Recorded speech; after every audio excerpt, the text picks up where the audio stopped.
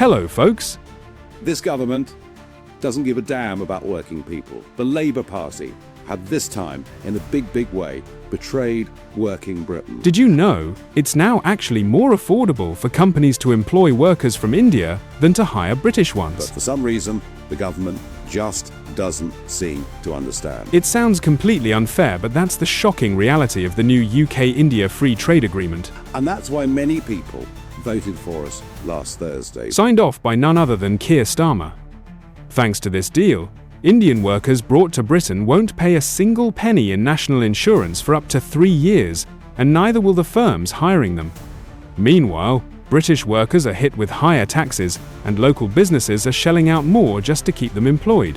What you'll see is Starmer's ratings in the polls plummet further. And here's the alarming part. There are no limits on how many can come. Over 500,000 people have already arrived from India in just 2 years. And now, there's no cap, no cost analysis, and zero preparation for the impact on the NHS or other public services.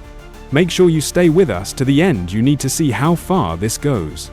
Like, share, and subscribe, because if we don't raise our voices, Labour will keep brushing this under the carpet. So Keir Starmer has signed a free trade deal with India. Good, you might think. India, very important country, and one with whom we do need closer links and relations.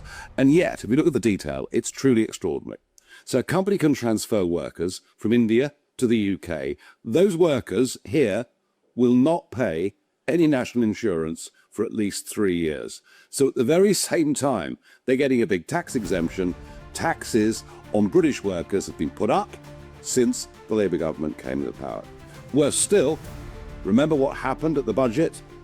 Employers' national insurance went up by 2% for each worker, costing companies on average at least £1,000 a year per worker. And yet, companies that bring in Indian workers, the companies themselves, will pay no national insurance either.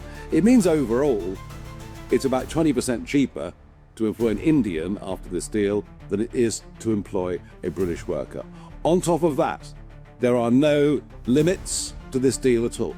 And bear in mind that 500,000 people, yes, 500,000 people, have come into the UK from India in the last 2 years alone.